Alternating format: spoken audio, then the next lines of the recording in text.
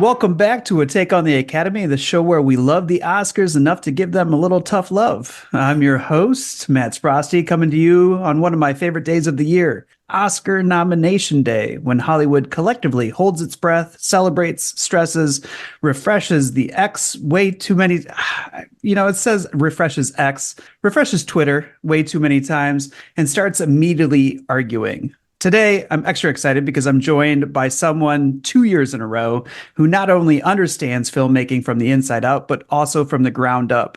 Cleveland's own powerhouse, location manager Michael Wendt. If you've watched a major film shoot in Northeast Ohio over the past decade, chances are Mike had a hand in making it happen, from scouting and securing locations to navigating the wild logistics that most people never think about when they're watching a scene on screen.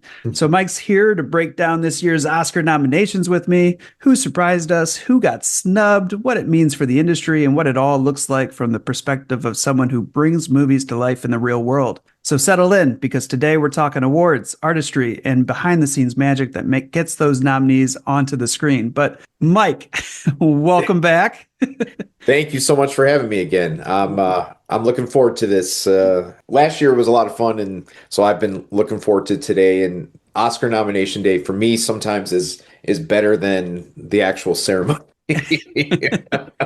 And last year was like, it was one of those things where, when we were talking, because last year was Amelia Perez, right? And Oh yeah. so like that comes out, and you have to talk about Amelia Perez, and then come like Showtime, and you don't really have to talk about that all that Right. much after the fact. This year, everybody has been talking about it since really the beginning of the year, and like hats off to them. But Sinners comes out at the beginning of the year. Yes. People go, that's really hard to get nominations, because by the time, award season comes around, usually they forget that movie existed. And this Yeah. year it breaks records, 16 nominations so far, the most nominated film ever. What do you think? Do you think deservedly so? Do you think we'll see how it goes as far as Yeah. wins? Well, I'll just say Sinners was my second favorite movie of the year, and it was one of those experiences that I will never forget. Just hopping, or I saw it at the Phoenix Theater here in Cleveland, which is one of the only theater in town that has a Dolby Atmos equipped sound system, and also I think it has Dolby Vision as well. But it was one of those things when watching the film, I almost felt like I was like levitating out of my seat at times. There's a scene in the middle of the film, if anybody hasn't seen it yet, but there's one scene in particular that kind of goes over the history of, African American cultural influence on music. And that just really knocked my socks off. And even just some of the shots that lead up to those scenes that they're at the juke joint, just these wide vistas. And, it gives me goosebumps talking about it. Just some really impressive shots. So I was not really surprised that it did get, a lot of nominations. I am a little bit surprised that it got the most ever. And in some ways, I think the previous record is 14 nominations for Titanic, Ben-Hur, a few other things. La La Land, And All About Eve. yes, and even without this new casting category, they still would have broke the record because it would have at least 15. But of course, with this new category, it's 16. So yeah, really. I'm overjoyed for that movie. I don't really foresee it winning.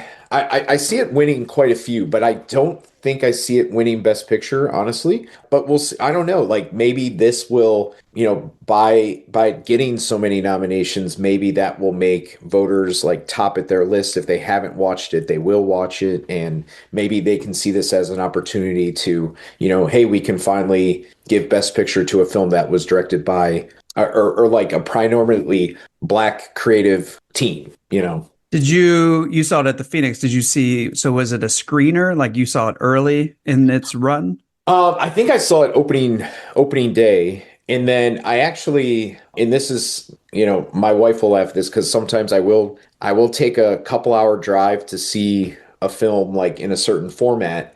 which I did for one battle after another. But I went down to Columbus when they were playing Sinners on 70 millimeter.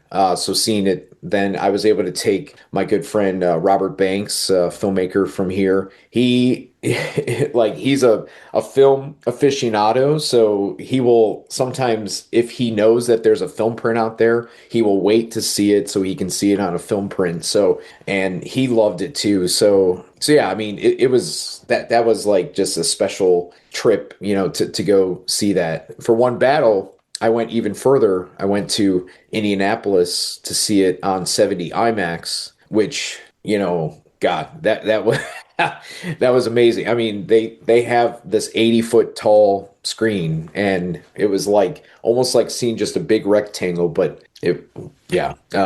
So all this is to say is like I'm so happy. Like both of these movies, I got the most nominations. I think they took really bold, creative swings. They're both from Warner Brothers, which is kind of cool. And Warner Brothers now is like on the cusp of being sold to Netflix, for better for worse. So maybe this is like if they do get sold, this is like a good way to go out for them before they get hopefully not gutted.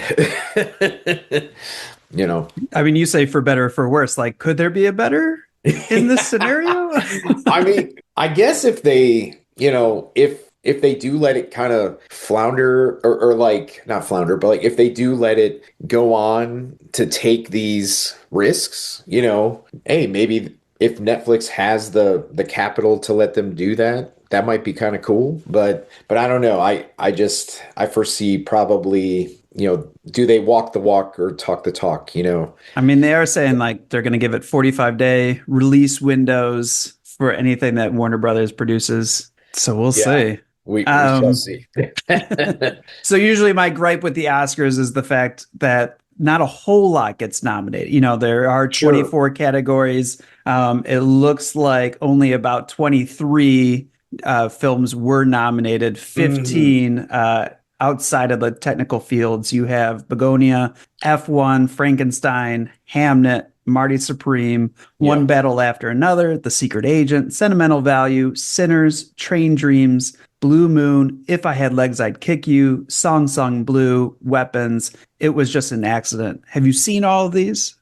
Pretty much. I know one of the films that has yet to hit Cleveland area, and most actually it hasn't really hit a ton of places yet, is Surat. It's a Spanish language film that did show up in quite a few categories, such as it got international feature, but it also showed up in sound. Mm-hmm. But I have seen most, I would say, because I really kind of have this regimented schedule where I try to see as many things like on a weekend. But you're right. There is a point where there are so many films that were not even mentioned. I'm really surprised Wicked got a goose egg. That's None. Zilch. that's the drama of the years that especially I would say for acting, Yeah. that for their last hurrah that Cynthia and Ariana did not get anything for best Yeah. actress or best supporting actress.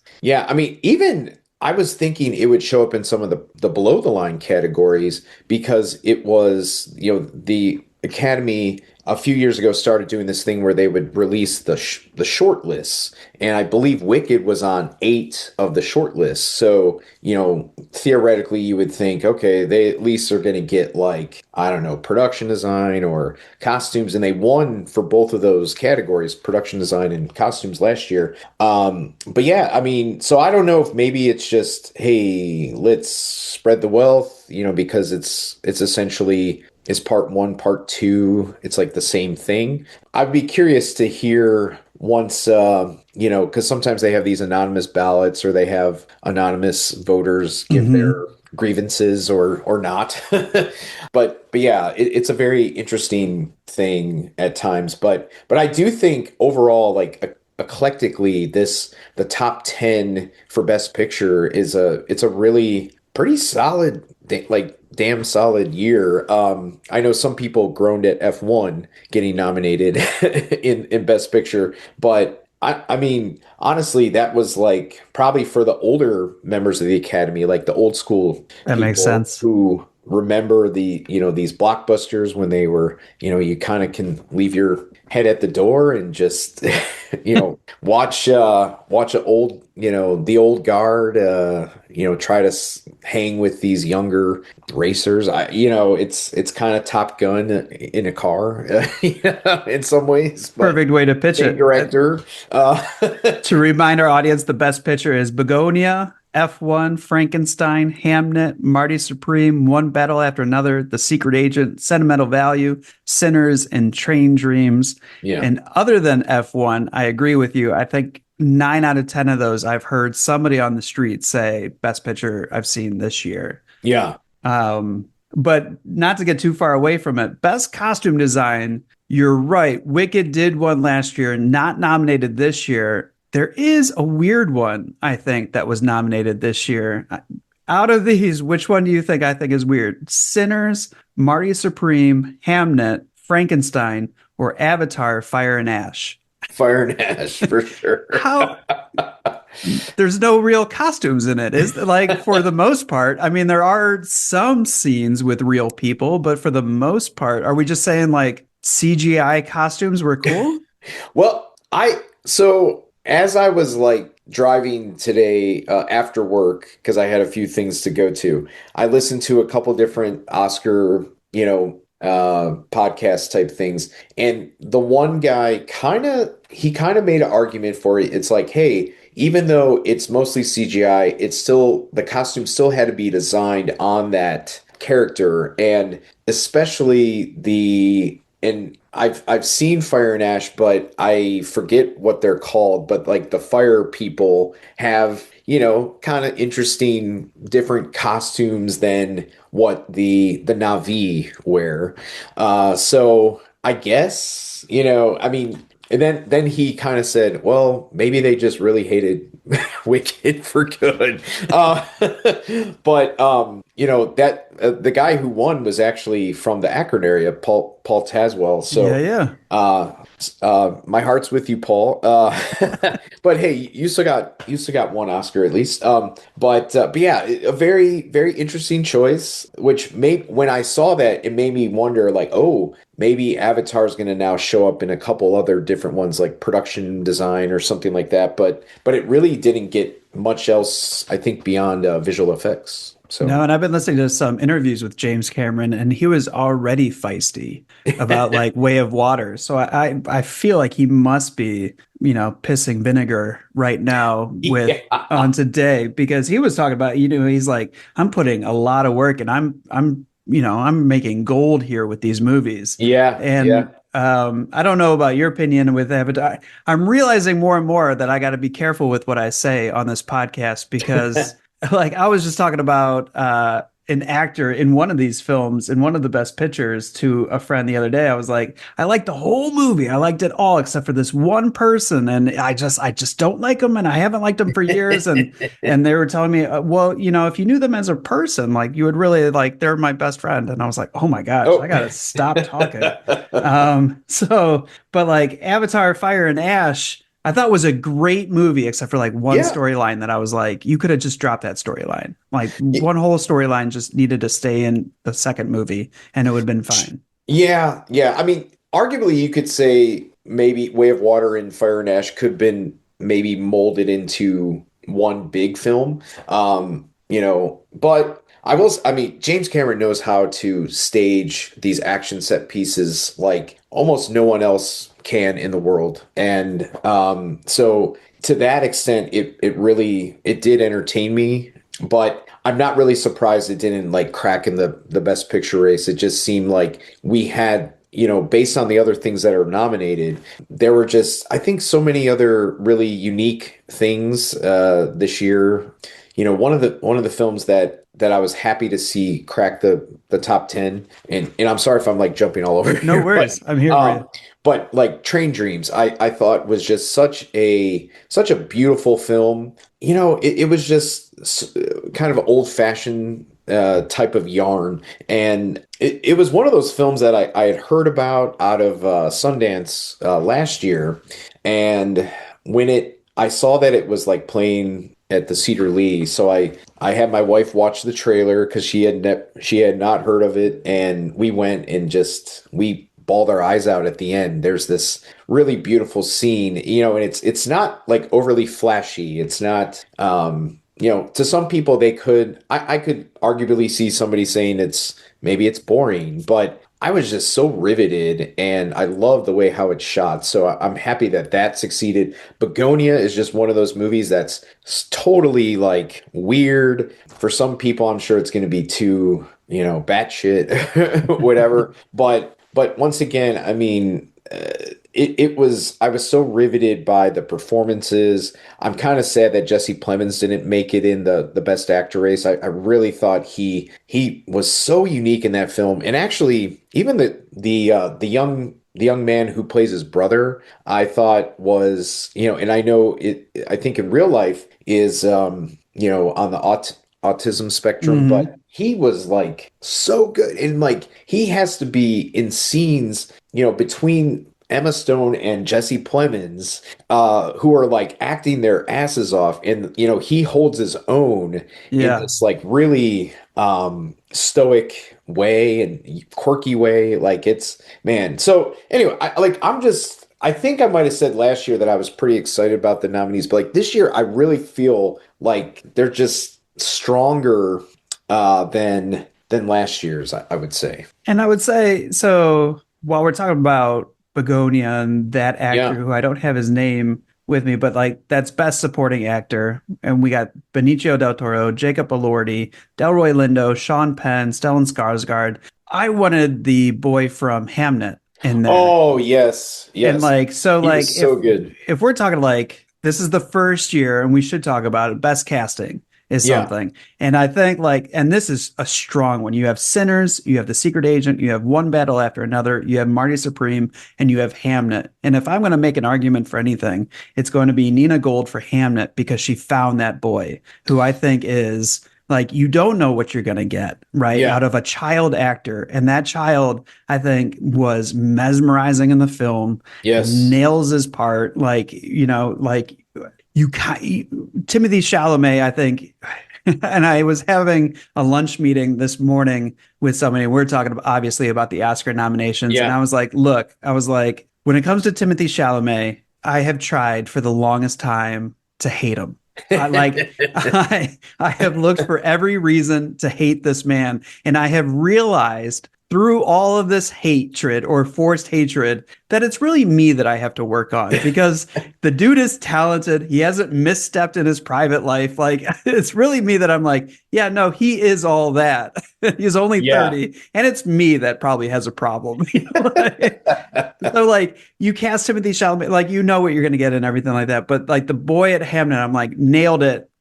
Give it to her. And so like I wanted him to get like a best supporting. Like I wanted that like he is the youngest actor ever to get a best supporting actor nod. And like you're saying with the actor from Begonia, so like Benicio del Toro, like yes, for me, I was like he was one of my favorite parts of One Battle After Oh, Another. And yes. that's when Yes. people are like, did you like One Battle After Another? I was like, see it even just for Benicio del Toro. And that like Yes. you'll be very much like that. I've been a huge Delroy Lindo fan since Congo, since Cider That House Rules. I was so happy for Delroy Lindo because I did not see that coming. I thought it was like Paul Mescal, Uh-huh. or is it Mescal or Mescal, however you say it. But What's so your Cleveland accent? We'll just blame that. yeah, Whether Mescal.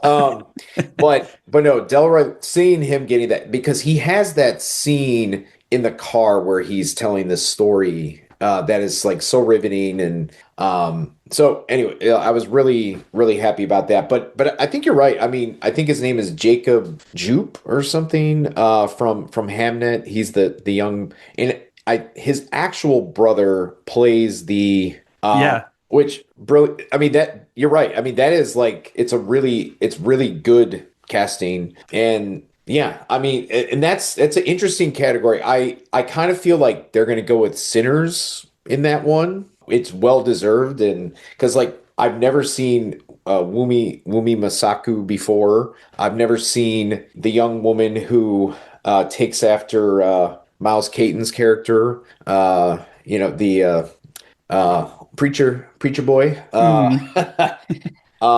And even Miles Caton is a find, and so yeah, I mean that's a really stacked category, and we have no previous precedent on what the Academy goes for. So you could say like the old Academy, I think they would have ate up Hamnet for that, but the newer, much more kind of youthful Academy, I think like Sinners might be like too much to ignore for that category. But What I do like about the yeah, category is that they did have an interview process. Like you had to yes, go in and tell the Academy what exactly you did for because casting is like almost an all hands on deck yeah, part of like the film process. And you know better than a lot of people, like when casting, like you have to get schedules together, you have to get, yes, price points together, you have to get who can work on these days and, like in these cities and who can work with these kind of people. And it's this whole thing.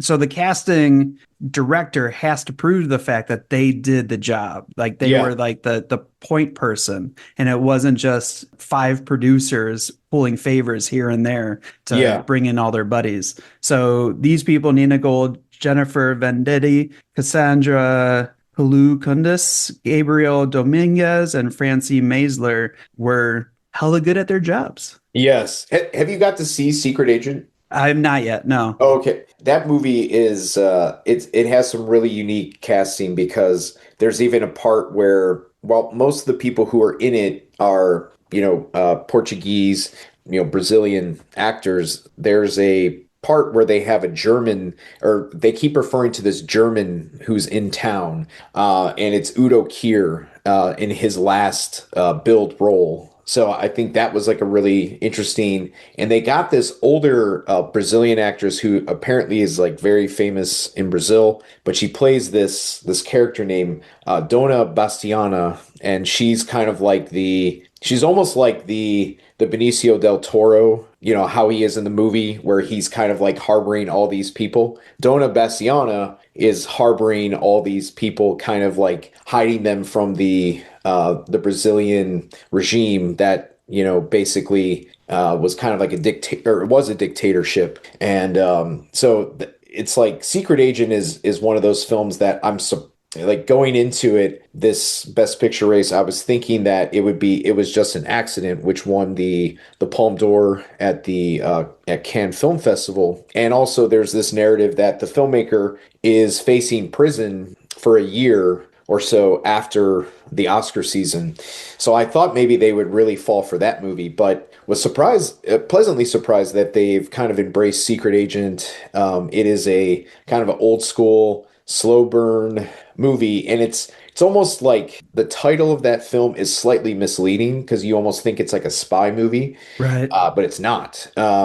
So I can't wait till you see it because I think it'll probably start to expand out more because now it's nominated. But it's a long film. It's about 2 hours and 40-ish minutes. But it's a really, really strong one as well. Well, even the stills they release is, a man on a payphone. So that doesn't help its Yes. image of like not being a secret agent.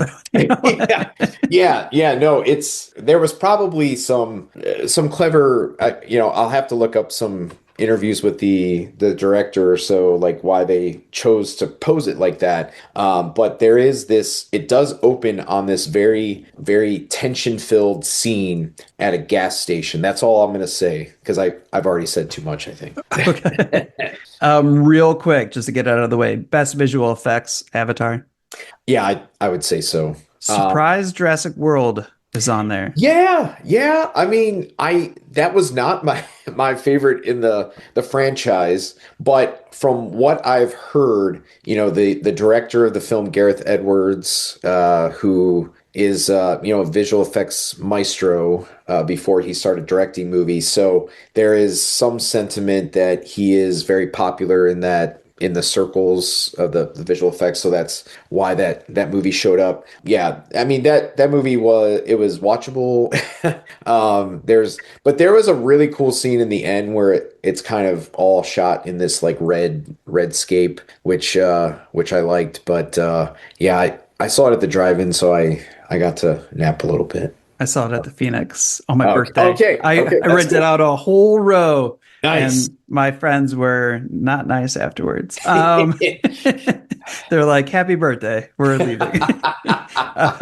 One of the strongest categories, because like even the people. So the way that you responded to Train Dreams, I responded to Oh yeah. Hamnet. I recommend Hamnet to a bunch of people and they go, I didn't really like it, and I was like, well, how did you watch it? And they're like, at home in my living room. And I was like, so I watched it Mm. in a theater surrounded by crying people. And I was like, and so Yep. like, it was like a scene in Fight Club. Like we all just went to a room to cry in together, like it was a cathartic moment for all of us. But the one thing everybody that I recommend it to, whether they liked the movie or not, but it was beautiful. And so Hamnet not getting cinematography, I was like, bullshit. But then you look at cinematography and you're like, it's Frankenstein, it's Marty Supreme, it's One Battle After Another, it's Sinner, it's Train Dreams. I'm like, that's got to be one of the strongest categories going into Oh, this oh night. my gosh, yes. No, you're right. Hamnet is, well, I just want to first say there is leading up to Hamnet, somebody that I really trust, and actually I'm on the board for the Nightlight Cinema, full disclosure. But so Jen Kidd, who is the executive director of the Nightlight, told me that it was her favorite movie and that I should be prepared to have tissues for Hamnet. So I think going into it, when I went to see it I got to see it at a slightly early screening. My wife couldn't join me, and I was in a row of like older women, we'll just say, and they are like sniffling this whole thing, like audibly crying. And I was resistant until, and I'm sure you know exactly what moment in, because I don't want to spoil it for anybody who hasn't watched it, but there's a scene where there's a performance, and we'll just say hands are raised and tears came down my face. So it got me. But Chloe Zhao is just, she's the perfect director for that movie because of Mm, how kind of like earthy a lot of her movies are, like kind of like Nomadland was a very like lyrical type of movie, and this one was too. And the cinematography was so beautiful at times. Like there's those scenes early in the film in the forest, where she's just kind of laying there at the roots of these trees, and it's like gorgeous. And in the sound, you hear like just like the whistling of the leaves and everything. It's a really well crafted movie. But yeah, that is unfortunately a miss for that, for cinematography, because I believe that same cinematographer shot a couple Polish films that I love. One of them is called Cold War, and then also did one called Ida, which is both by the same director. Cold War is such a beautifully shot black and white film. But yeah, that it's a really tough category to call. I will say the Sinners DP is a woman, and I want to say there still has yet to be a woman to win this award. That would be pretty badass if it was for mm, Sinners. I love the way how One Battle was shot, especially the race, or like right. the car chase. But man, yeah, and Marty Supreme, God, that movie looks freaking awesome too. And almost all the cinematography nominees were shot on film, which I think is kind of cool. Yeah. Marty Supreme surprised because I don't know what I was thinking. My power went out as it like this winter is the winter from hell in Oh Cleveland. yeah, yeah, And not good. so they were like, your power won't be on for 9 hours. And I was like, well, I should go see a movie. And so then I contacted a friend and I was like, what should I see? He's like, Marty Supreme. I was like, the ping pong movie? And he was like, it's Safdie Brothers. I was like, I know, but it's a ping pong movie with Timothy Chalamet. I hate him. And so then I went and I was like, oh my gosh, this movie is amazing. But shot like the way, and that's up for casting, right? Yeah. The way Mr. Wonderful in that movie. Tyler, the Oh yeah. Creator, is in that. Like Yes. the casting for that movie and how they found all these people to just nail their parts when they're not necessarily classic actors, right? Right. And it like you're bumped for a moment. You're like, wait, is that? And then you're immediately back into it because their parts are just wonderfully suited for them. Yes. Was amazing for The Marty Supreme. the guy who owns the dog, that is the director Abel Ferrara. So like he's not really known to be an actor, but you know, he obviously has made a lot of great films, and so it was really cool to see him. I love the guy who plays his friend, you know, the big guy who helps him like develop the orange ball. You know, I don't, Yeah. yeah, that movie's like all the small parts in that movie, it just adds up. And Odessa Ozion is, even though she missed today as supporting actress, but she's a hell of a find. And I know she is a nepo baby. Like her mom is Pamela Eldon. But boy, I can't wait to see what she does next, because she, like, whenever she was on screen, and now like anytime I like open up, for some reason, every time I open up Twitter, it's like there's just all these like many posts like dedicated to her. So like people either got the hots for her, or there's just something about her that like she's got that it factor, it seems. But she would be best supporting actress. So let's wheel over to there. There's Elle Fanning for Sentimental Value, Inga Ibsdatter Lilias. Am I pronouncing that right for Sentimental Value? I think, yeah, I think you're spot on a little, yeah, for the most part. Crazy left field. Amy Madigan for Weapons. Yeah. Wunmi Musaka for Sinners, and Tiana Taylor for One Battle After Another. Who do you think? I'm thinking Tiana Taylor will take it, because I think there's a lot of momentum in One Battle's favor. I was really excited to see both the Sentimental Value gals get in, because they did not get, actually Sentimental Value was completely shut out from the SAG Awards, and they basically, the reasoning I've heard is that SAG tends to go for American films, even though Sentimental Value does have a pretty decent amount of English in the film. It is, you know, it's a Norwegian production. But yeah, that's why I would, Tiana Taylor, in her short amount of time on screen, especially in that opening like 40 minutes or so. I mean, it's like your eyes can't go off her. But you know, honestly, Wumi Musaku, her arc in that film is very strong. So yeah, I mean, it's so tough to call, because I could easily see a scenario where each of them wins, even Amy Madigan with her creepy Aunt Gladys there. Just a special shout out for Elle Fanning. I think one of the most fun times I had in the theater this year was Predator Badlands. Hmm. I don't, like I was pleasantly surprised by that movie and seeing it Yeah. at the Phoenix, in the Dolby atmosphere and everything, and just being blown away by that. And she was, the English speaker in that movie. Yeah.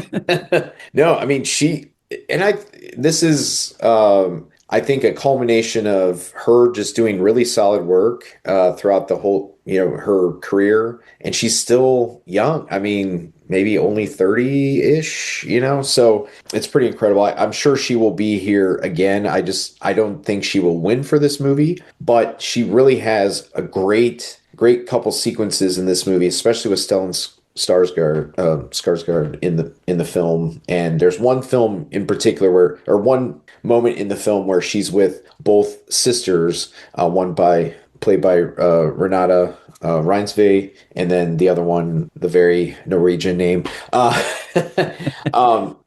movie really resonated with me. I mean, that was, I think, if I were ranking everything, that was like my number 3 or 4 of this past year. There was something about it. I really loved the director's previous movie, Worst Person in the World, and Hmm. like in another year, like I would love to see that one sweep everything. But I have a feeling it's not going to probably have the best night on Oscar night. Yeah, and this back in the day, there was a co-host to a Take on the Academy, and we went through. Well, we thought was like all the film festivals of like what was the best film of that year. And that was the year Yeah. that Coda won the Academy Awards. Oh And I was yeah. like, it was the worst person in the world for me, was probably, That was I such a thought. great movie. Mhm. Yeah, it's Um, insanely rewatchable. Renata Reinsve probably should have been nominated for that movie, and I don't think she was. But maybe just because nobody really, she was still relatively new. But she just has a look every time like she's on screen, like you can't take your eyes off her because like she's just so good. well, she's nominated again this year, along with Jessie Buckley for Hamnet, Rose Byrne for If I Had Legs, I'd Kick You, Kate Hudson for A Song Sung Blue, and Emma Stone again for Hmm. Bugonia. I think it's Jessie Buckley's running away with it this year. Oh yeah, yeah, I no question about it. She gives her heart and soul to that movie. Heartbreaking. I mean, even that's like the birthing scene I mean, it's like, ooh, it's hard to watch, but boy, she really gives it her all. And just the way how she is at the end is just it's like chef's kiss. And I think, like, and I think she does also, like, Chloe does her favors by not cutting away, right? Like, Yeah, yeah, Chloe's slow camera in that film just lets us live there with Jessie Buckley, which I yeah. loved about Hamnet. Like, I was like, there is no cutting away. There is no hiding from. That's why Paul Mescal not being nominated, I was like, like, there's only five, right? There's only Yeah, five spots. yeah. But I mean, that man could have been nominated. Like, I would not have been mad. Oh, for sure, for sure. But while we're there, Best Actor, we got Timothy Chalamet, Leonardo DiCaprio for One Battle After Another, Ethan Hawke for Blue Moon, Michael B. Jordan for Sinners, and Wagner Moura for The Secret Agent. Killer's row of almost like a generational type of lineup Hmm. for best actor here. I'm gonna say I think Chalamet has it, or Ooh. at least he has the. I think he has the momentum. I would, personally though, boy, I would love. I mean, DiCaprio really like won me over, and I mean, he's always like great, but maybe it's too close to his Once Upon a Time in Hollywood character. But I would love to see Ethan Hawke take it. I haven't He's seen that. Blue Moon yet, but I do like Oh, Ethan Hawke. Blue Moon is so good. It's heartbreaking, it's funny, it's charming.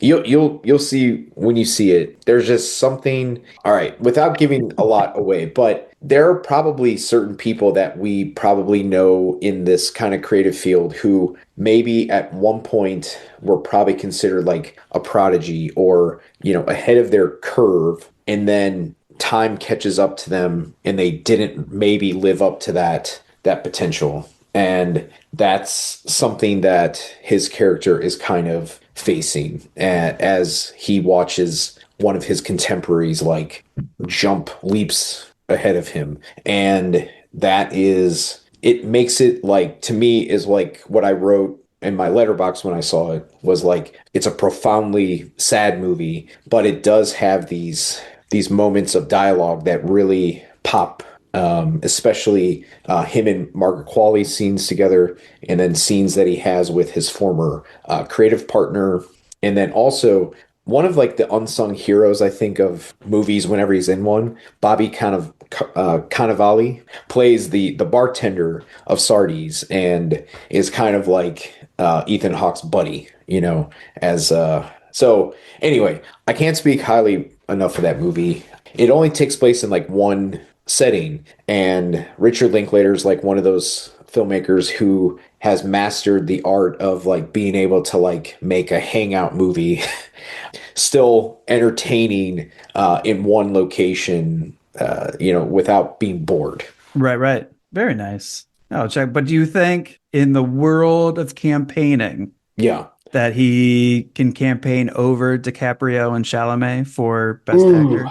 Yeah, I mean, the way how Chalamet's been able to, like, the way how all the marketing for Marty Supreme and that Schwap stuff or whatever, you Yeah, know. because I Um, mean, he's convincing. I have people sending me videos and being like, "Fuck this guy," and I'm like, "No, this. He's doing a character, yes. Well, it's like when he's been winning at these various things like the Critics' Choice and stuff, it seems like he's scaled it back a little bit now, like where he seems very humble. But last year when he won the SAG Award for Complete Unknown, where he was just like, I'm in the pursuit of greatness and all this stuff. And it's like, I mean, I think to some people that might turn off some people.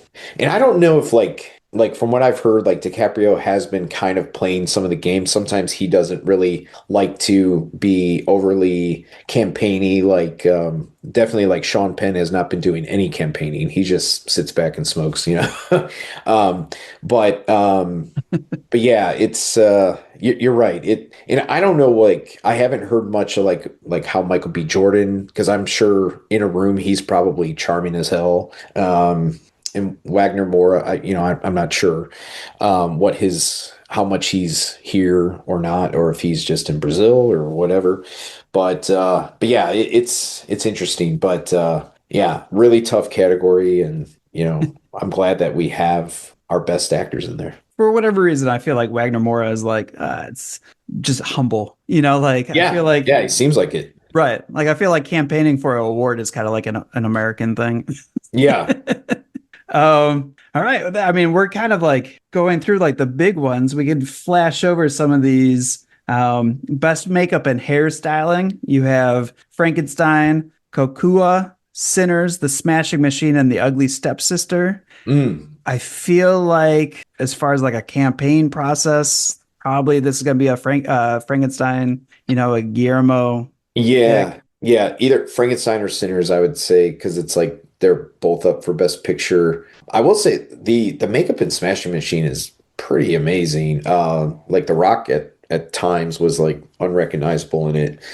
And as a wrestling fan, I'm going to say RIP to the Rock campaign for Best Actor. But it just didn't seem like people connected as much to that movie than say his the Safdie's other film. Mhm. So I wonder what that house is like today, or like I'm sure they live in separate houses, of course, but like I just have this imaginary thing where like they're at a dinner table, like hey, my movie got 9 nominations, your movie got one, Do you think which house do you think has, is having more fun? Do you think it's the Coen brothers or the Safdie brothers? Well, that's a great question. I don't. Sometimes, I mean, Frances McDormand seemed like she would be fun, because she's married to Joel Cohen. But Ethan Cohen, of course, and his wife, they make those, these like wacky lesbian rom-coms. So, I know. who knows? Maybe they. I feel like the Safdies, they separated and at least got nominated this year. Yeah, yeah, All right, best adapted screenplay. You got Begonia, Frankenstein, Hamnet, One Battle After Another, and Train Dream. yeah. I think this one's PTA's. I You think, think it's PTA's? yeah, yeah, Frankenstein yeah. gets a lot of love though because You're right. You're right. it stays true to the source material much more than anybody Other in the past. before. Yeah. Yeah. Yeah. I think the one thing is like this is with all the nominations that it got today, this is now, I think I read that it's PTA has 14 nominations. So my guess is like he will win adapted. I feel like this is a definite way to recognize him, say if the Academy doesn't decide to embrace one battle. Okay. Sorry. Best original screenplay, you got Blue Moon. It was just an accident. Marty Supreme, Sentimental Value, Sinners. Mhm. Now, Great, great category. great category. You have in theory, the Academy doesn't know who's going to be awarded for what, right? Yeah. But like in the back of your mind, you kind of go, they have to be like, well, we have to award this film something, so let's go here, and this is I think the only place that it was just an accident is nominated. Yeah, Um, that's a great question, or and that's a great point. so Yeah. it's like one of those things like, is this where they give it to it was just an accident, or is the nom enough? And this goes toward because I would suspect Sinners.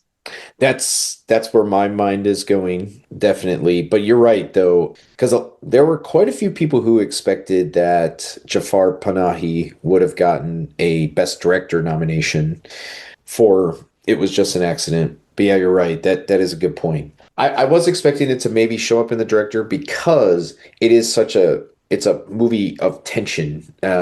It's like almost like, an hour and 45 minutes of just tension. It doesn't Mhm. really let up that much, but it is, I think it is smartly written as well. Yeah, you're right, man. You're making me double think here. Yeah, and I like it. But in the same instance, they're not supposed to know, right? Like Exactly. supposed Yeah, to just go with their heart. And right. I feel like they don't know because that was it all goes back in my mind. It all goes back to them saving Best Actor for the end of the show for Chadwick Boseman and going to Anthony Hopkins for the Oh father. yeah. Oh God. Man, They thought they knew, my but they heart didn't know. sank for that. Oh, yeah, that was because like it ended on that category, didn't it? Yep, Wow. thinking it Yeah, was going to that's be this messed up. big thing. And then poor Anthony Hopkins because they're like, all right, that's it, bye. Yeah. Yeah. And he's like just live via satellite. He's like, yeah, somebody should write a book about that. Best original song. I really think it should go to K-pop Demon Hunters. Yeah, yeah. It's the only thing that ever made anybody's playlist. Oh yeah. Well, it's like Diane Warren now has been nominated every like all these years for like movies that theoretically not that many people have seen, but Mhm. she has a lot of friends in the that branch. I do like the song from Sinners, I lied to you. which I think is really great. But you're right. I think the K-pop Demon Hunters is it's undeniable, and for score, then maybe that's the way to acknowledge the music as Sinners, because it's so unique. So that takes care of score. And then Yeah. sound is F1, Frankenstein, One Battle After Another, Sinners, and Surratt. I have not seen Surat. I've heard like it's very sound oriented. But F1, all the zoomings of the cars and stuff like that is cool. But I was really impressed with the one battle sound, especially in that opening sequence. Like, and that's where like, and I hate to like jump ahead to like editing but there's like the thing with one battle is like, okay, it's a 2 hour and 40-minute movie, but it feels like less than that. Mm. And there's this sequence in which, at the beginning, where it's like perfectly timed to these bombs that are, and like the sound is like incredible, depending on like which, if you saw it like at Phoenix in the Dolby Atmos, it was awesome. And then when saw it in the IMAX, it was like amazing. So, but I think most people are going to be watching this stuff at home. It seems like for the Academy. Not, or I don't want to like degrade that, but yeah, You could I'm degrade gonna that. say Don't they watch would movies maybe at pick home. F1.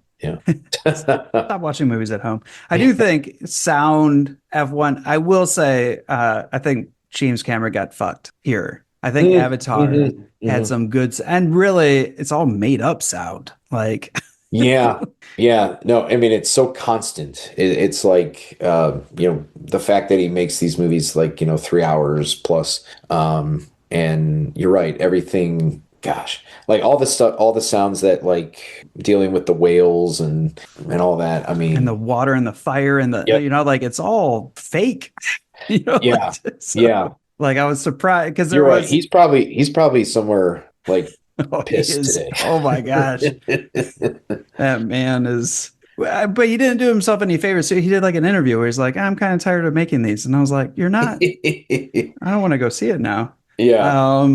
So production design, we kind of like beat around it. Frankenstein, Hamnet, Marty Supreme, One Battle After Another, Sinners. It's another really stacked category because I love the way how the theater is designed for Hamnet. The juke joint is like perfectly designed for Sinners. One battle, I was kind of like that's kind of cool because contemporary movies a lot of times get looked over. So like the Christmas Adventure Club, like when you go into their Right. their lair, it's kind of interesting.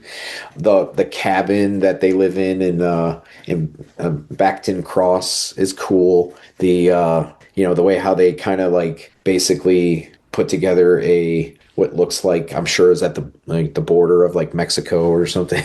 Yeah, yeah. So yeah, but probably Frankenstein is too. I mean, it's so elaborate. The way how they put things together and those There's a sets are lab. pretty cool. Even though I'm curious, like how much was maybe CGI or not, but it's hard to tell. So, but then again, Avatar's won this category before, which is mostly CGI. But a lot of thought had to go into the design. So, I will agree. I think Frankenstein, but there was Frankenstein made me, it almost kind of made me angry how I could tell when they weren't in some of these locations, sure. and I was like, oh, I feel like we're getting lazy again. Like we're going back to like the 1920s when we couldn't leave the studios, and like we couldn't Yeah. move the cameras around. Like we're going back into the studio mode. It's like, let's go Yeah. back to locations, guys. And like, like I almost was like, oh, I can't wait till Ocean's 14 comes out because I know George Clooney is going to go to Italy and like I Yeah. could be in Italy again. Well, and this, and I know there's all different factors into what goes into this, but Frankenstein is one of those movies that I wish it was shot on film as opposed to digital, because I think if it was shot with film, it really would have like elevated the cinematography and the production design because of like if it would had like vintage look to it. But that, of course, is a creative decision that I would not, have the but and that's why I think it's like with Sinners and Marty Supreme and stuff like that, shoot and One Battle, like shooting on film and also most of them shooting on like 65 millimeter film, gives it this texture and look that that makes it timeless in a lot of ways. That's a good point. Good point. Have you seen any of the shorts? I have seen at least one of them. It's called The Singers, which is it's a really fun film. It played at the film festival. The Jane Austen also played at the film festival, and I don't think I think I might have saw it, but I might have missed it. But I've heard from many people that it's very funny, and usually I love going to the theater when they put the shorts. Right. When you're able to watch them. And, usually the live action shorts are not humorous for some reason. They're always usually have, some depressing, there's like, I think last year's, like most of them was like three of them had like child abuse. Usually one is set in World War II, which is not always pleasant. Uh, but like, at least I know the singers, I'm looking forward to see that again because there's really like not necessarily a plot to that movie, I will say. But it's just one of those things, like it's super well shot, the music is cool, and it's funny. Well, one's called Two People Exchanging Saliva. So that sounds. I'm sure that one's funny too, which and like the animated ones usually are, mostly humorous, but last year's there was a couple really sad ones, but the documentaries are usually pretty hard hitting, but there's at least one of them that sounds like it's about artists, so that's kind of cool. Like that's gonna shake it up because the ones that tend to get nominated for the short doc are at least 40-ish minutes usually, and they're usually very depressing. We're about worldly events usually, where I like docs about like, pop culture and stuff like that. And so I think in the eyes of the Academy, I would probably not be nominated in that category because they're like, oh, you don't care about world events. So, in my feeling, that I think the way that the Academy should be kind of like structured as an evening is that the films one, two, three, four should be like the final bit of the evening. Oh, Animated, sure. international, documentary, best film of the Oh, yeah, evenings. that's a great idea. So here we're at Best Director before we get to those four. We got Mhm. Chloe Zhao for Hamnet, Josh Shafty for Marty Supreme, Paul Thomas Anderson for One Battle After Another, Joaquin Trier for Sentimental Value, and Ryan Coogler for Sinners. I feel like you're thinking it's Paul Thomas Anderson's year. That's what I'm thinking, but I would not be surprised if Coogler won. Just because of the ambition, the scope of the film, that sequence in the middle that I'm, when the real ones know, or like if you've seen it, you know it. But there's something about Paul Thomas Anderson consistently making these like films that like nobody else makes. And it's like sometimes I'm just watching like even Phantom Thread, it's like I just watched that movie. It's just like on paper that should not work, but it does, Right. just because it's out there, it's weird, but but it's made with such precision and care and flawed characters, but lovable characters in a lot of ways. I do think he is our most consistently above the line. Like I hesitate to call anybody great, because greatness is a level that's like not only difficult to achieve, but difficult to maintain, right? Yeah, yeah. But like Paul Thomas Anderson to me is like he's undeniable. Like Hmm. everything that he puts out, it never seems it's not rushed. It's Yeah, exactly what he wants it to be, and you can't say that it's not great. yeah, So that's what I think. Like, I think Paul Thomas Anderson is like the director that we could put on a pedestal as like American filmmakers and say like this is our guy that like if you want to put anybody against him as far as like American filmmakers go, like good luck challenging our guy. yeah, yeah, yeah. And I think I hate to sometimes to say like it's his time or he's overdue, but this time I really think he's worthy of it. Like it's because like sometimes like Scorsese won for Departed, which is an awesome movie, but should he have probably won for like Raging Bull or something like that? Right. But this is one, I think this is like in a lot of ways a culmination of all the movies he's made before and like bits and elements of like all the different things that he's done to like this is like his crowning achievement to this point. And I still feel like he's got another masterpiece in him or two. Yeah, because There Will Be Blood. He probably deserved it for There Will Be Blood over the Coen brothers for No Country for Old Men that year, Yeah. I would Yeah. say.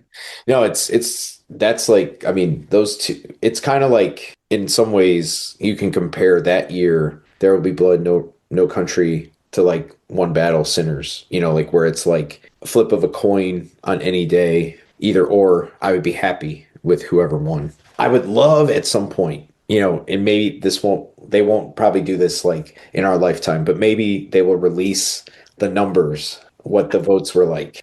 Was it razor thin or was it overwhelming to one or the other? But I have a feeling maybe that year it could have been a split where like best director to the Coens and best picture There Will Be Blood and vice versa, Yeah, yeah. that it could have been super close, but we may never know. We may never know. All right, so now the top films of the year, Best International. There are two of these in the Best Picture race. Those are The Secret Agent and Sentimental Value. And then there's It Was Just an Accident, which we talked about, Surat, which we talked about. And then the one that we haven't is The Voice of Hin Rajab. Yeah. Which one do you think it's going to? I would say probably Sentimental Value. I think there is a really good case for that because of their overall nominations. It seems like a lot of people do really like Secret Agent as well. I haven't seen because both Surat and Hinra Job have not played yet, but they are both scheduled to play in February at the Cinematheque locally, uh, and the Nightlight. I think they're both getting those, so I will hopefully get to enjoy those movies before the show. But just a stacked category in there. I don't know. The only one that I kind of and I haven't got to see it yet, but the only one that I really was kind of surprised I didn't get into was No Other Choice, which is the Park Chan-wook movie from Mhm. South Korea. That movie was completely blanked, and I heard it's quite good, and I'm hoping to see it tomorrow actually. I'm still here. What country was that? Was that Brazil? Yes, So from that last year. won last year. If that does anything with the voting this year, would they Yeah. have Brazil win twice in a row? They could. In Brazil has like from what I've heard, they have a pretty strong contingent in the international body of the Academy. Oh, good to know. Best animated feature film. There is Arco, Elio, K-pop Demon Hunters, Little Amelie, or the character of Rain, or Zootopia 2. This is one I have not seen any of them. And I still have to watch K-pop, but it seems like the momentum is in K-pop's favor. I did just see the trailer for Arco when seeing a movie at the Nightlight recently, and Arco looks gorgeous. Like very colorful and seems hand drawn, which I know is rare. But yeah, you would have to think either K-pop or even Zootopia because it's did so well box office wise. And I would say it's K-pop's to lose, but and Yeah, Zootopia just came out more true. recent, and so I feel like that's kind of like in everybody's. They probably saw it with their kids more Yeah, recently yeah, than K-pop. Maybe they're yeah, over K-pop and their kids playing it in the car a little for bit sure, more. for sure. And then finally, before Best Picture, we have Best Documentary Feature Film. Not too many pleasant watches in this Dude. one for you, Mike Wendt. The Alabama Solution, Come See Me in the Good Light, Cutting Through Rocks, Mr. Nobody Against Putin, and The Perfect Neighbor. I will say Um, though, I think best documentary for anybody out there listening, best documentary feature, I think gets kind of swept under the rug as far as like the Academy Awards goes. These yeah, are very important movies to watch. I think, especially in this day and age where there's a lot of misinformation out there, a lot of bullshit on the internet, and like things that you're getting in your feed. Best documentary features have to go through a lot of fact checking and everything before they even get to your airwaves, and especially if they're going to be nominated for Academy Awards. These are yeah. five of the best that you can actually go out and watch, and a lot like two of them I know, The Perfect Neighbor and The Alabama Solution, are currently available on streaming services. Yeah, Alabama Solutions on HBO, The Perfect Neighbors on Netflix. Netflix. Check them out. You're gonna Yeah, expand your mind and your horizon a little bit. Come See Me in the Good Lights on Apple, and that won the audience choice for the Cleveland Film Festival this past year. But I feel like as somebody who dabbles a lot in documentary, I feel like a bad patron of documentaries because I haven't seen any of them. But now I'm looking forward to catching up with them. But I really have heard so many great things about Perfect Neighbor. Obviously, I've heard great things about Come See Me in the Good Light, Alabama Solution. Now knowing that it's on HBO. I will definitely check that out. But I know there was one that I've heard a lot of people talking about, and it's a Russian film called like My Friend or My Despicable Friends or something like that. It's like a 5 hour documentary. Yes. And There's only what part one's the only one that's out, I think, right now. yes, Part two is yes. still being worked on. Yeah, and I heard a couple friends of mine saw it at the when it played at the Cinematheque, and like they just said it was amazing. It is long, but it doesn't feel long. But I don't know if like maybe was the length too intimidating for people to to go see it or press play on the portal or whatever. But yeah, I would have to say I've heard most about Perfect Neighbor. But I have heard, I know you have friends that worked on something, so I don't want to say anything No, disparaging. Perfect Neighbor, But I can tell you the editing is fantastic. that's what I've heard. That's what I've Good, heard good. that. Yes. And actually, there were some people predicting that it might show up in the editing category for the Oscars. So anyway, I will rectify this before March 15th. Nice. So, and then we get to Best Picture, which is Begonia, F1, Frankenstein, Hamnet, Marty Supreme, One Battle After Another, The Secret Agent, Sentimental Value, Sinners, Train Dreams. And if you have listened to the entire show, you know that at least 9 out of 10 of these, we say this is going to be a good show, that the Mhm. Oscars have done their homework, at least with the Best Picture. And it is usually, I would say with the Oscars, you could kind of like eliminate like four and be like, they expanded it to 10, but really like some Yeah. of these don't have a shot. I would say, really, if you watch all 10 of these, you're not going to waste your night. No, These no. are 10 good watches. Even Yeah. F1, like you said, it's like Top It's a Gun blast. for cars. Yeah. Yeah. Yeah. It's super fun and it's old school. But yeah, I mean, I think it ultimately comes down to Sinners and One Battle. There is sometimes I know they say because One Battle has been kind of winning all these precursors, and there's sometimes like I've heard that they say that there is like a front runner fall. Or like at least it has like overexposure or overkill. So who knows? Maybe that does play into Sinner's favor. But yeah, I mean, I'll be kind of waiting on pins and needles to see how that category goes on Oscar night. Yeah. I'd almost say it happened last year when Anora won over The Brutalist. Yes. Yes. Because I think I remember talking about it with. I mean, when I talked about it with you, it seemed like yeah, a lot of momentum was going the Brutalist way, and then it started losing in the major categories. But then Adrian Brody won, and I was like, oh, all right, maybe And it's then he I. gave a speech as long as The Brutalist, and we all needed Yeah. an And intermission. then they changed the ballot. They were like, no, Don't let's let him on the stage again. yeah. Yeah. I do sometimes feel like there's some of that goes on. I always have these like scenarios in my head that it's like sometimes people see and they actually read the wrong name on purpose. Like Warren Beatty and Oh yeah, yeah, yeah. That I still feel bad for Warren Beatty because he knew, and he just like was standing there like a yeah. that's not what I meant. Well, Mike, thank you. I mean, we have a winter storm bearing down on us. I know that you had to rush home from work to get on the horn with me today. Do you have anything to plug before I let you go? Yeah, I would just say, clevelandfilm.com. We have a documentary workshop coming up on February. Actually, we're showing a documentary February the 6th, I want to say. It's a very interesting film. It's going to be at Karamu House, and it's free for people. And then also the next day, February the 7th, I'm going to be leading a documentary workshop with the director of the film. Real quick, it's a very cool film about this man who was a stellar athlete in Elyria High School.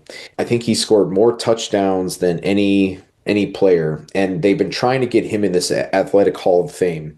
But there were some, his brother was brutally murdered, and then he ended up in this altercation that, he got several blows to the head that now have kind of like affected his cognitive abilities. So there is kind of this resistance to acknowledge him as this stellar athlete because of the mystery kind of surrounding his brother's murder. So it's a really unique film, and I can't wait to do the workshop because the way how she kind of unveils things in this documentary, where like you might want to start it with this like gotcha moment to like expose all this like stuff, but it slowly reveals it over time through different people, and it's really fascinating. So it's free, absolutely free. Like if you go to clevelandfilm.com, you can see that.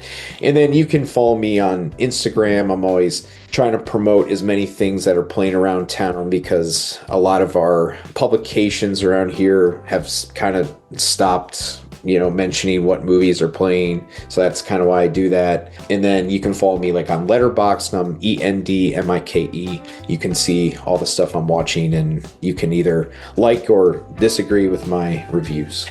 So, And if you want to film in Cleveland, contact Mike. absolutely. I'll help you. And that's going to wrap up our Oscar nomination day breakdown. Huge thanks to Cleveland's own Mike Wendt for joining me and giving us that on the ground, boots in the snow perspective of someone who actually helps make movies happen. It's easy to argue nominations from afar. It's a whole different thing hearing from someone who's lived the logistical chaos behind the camera. As always, the Oscars give us plenty to celebrate, plenty to question, and plenty to lovingly yell about. And that's why we're here. I'm Matt Sprosty. This is A Take on the Academy. And we'll be back right after March 15th with Rudy to dive deeper into the night to talk about the glitz, the glam, the awards, and maybe even some of the surprises. Until then, keep watching, keep debating, and keep caring because the Oscars are better when we actually hold them accountable. Awesome.